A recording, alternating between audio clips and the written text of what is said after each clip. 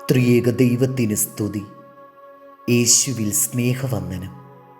ശലോമോൻ രാജാവിൻ്റെ കാലത്തെ ജനത്തെപ്പോലെയാണ് ഇന്നത്തെ മനുഷ്യർ. ജീവിതത്തിൻ്റെ സുരക്ഷിതത്വത്തിനായി അന്നത്തെ പോലെ ഇന്നും മനുഷ്യർ പരക്കം പായുന്നു. എന്നാൽ ശലോമോൻ എന്താണ് പറയുന്നത്?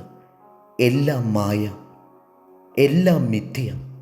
അടുത്ത നിമിഷത്തിൽ പൊട്ടിത്തകരുന്ന നീർക്കുമിള.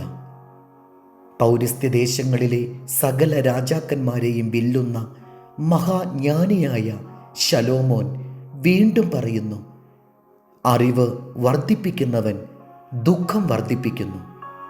തങ്ങളുടെ സ്വന്തം അറിവ് മൂലം മനുഷ്യർക്ക് ദൈവത്തെ അറിയുവാൻ സാധ്യമല്ലെന്ന് അപ്പോസ്തലനായ പൗലോസ്ലീഹയും പറയുന്നുണ്ട്. ബൗദ്ധികമായ അറിവും വിജ്ഞാനവും ആർജിക്കുന്നതുകൊണ്ട് മാത്രം ഒരുവന് ദൈവത്തെ സമീപിക്കുവാൻ സാധ്യമല്ലെന്നാണ് അത് സൂചിപ്പിക്കുന്നത്.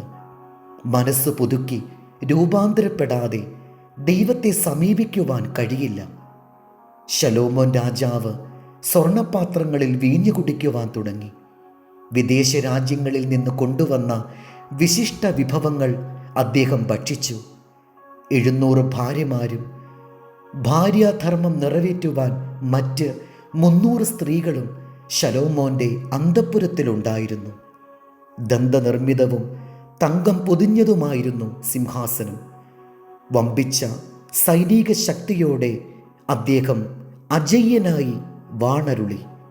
ഇങ്ങനെ ജീവിതത്തിൻ്റെ മുന്തിരിച്ചാറ് ഊറ്റിക്കുടിച്ച ശലോമോൻ പറയുകയാണ്, എല്ലാം മായ, എല്ലാം മിഥ്യ. ആകാശത്തിന് കീഴിലുള്ള യാതൊന്നും തനിക്ക് ആത്മസംതൃപ്തി നൽകുകയില്ലെന്ന് ശലോമോൻ പറഞ്ഞു. ലോകസുഖ സൗകര്യങ്ങളാകുന്ന പ്രതാപങ്ങൾ നമുക്ക് യഥാർത്ഥ സന്തോഷവും സമാധാനവും പ്രദാനം ചെയ്യുമെന്ന് കരുതരുത്. അവയെല്ലാം നിമിഷ നേരം കൊണ്ട് പൊട്ടിത്തകരുന്ന നീർക്കുമിളകളാണ്. ദൈവിക ദർശനത്തെ ഉൾക്കൊണ്ട് മനസ്സ് പുതുക്കി രൂപാന്തരം പ്രാപിച്ചാൽ നിലനിൽക്കുന്ന സന്തോഷവും സമാധാനവും നമ്മിൽ വന്നു ചേരും.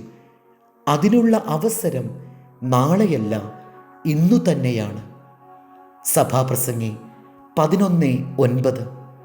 യൗവനക്കാര, നിന്റെ യൗവനത്തിൽ സന്തോഷിക്കാം. യൗവനകാലത്തിൽ നിന്റെ ഹൃദയം ആനന്ദിക്കട്ടെ. നിനക്ക് ഇഷ്ടമുള്ള വഴികളിലും നിനക്ക് ബോധിച്ചവണ്ണവും നടന്നുകൊള്ളുക. എന്നാൽ ഇവ ഒക്കെയും നിമിത്തം ദൈവം നിന്നെ ന്യായവിസ്താരത്തിലേക്ക് വരുത്തും എന്നറിയുക. ദൈവം നമ്മെ അനുഗ്രഹിക്കട്ടെ.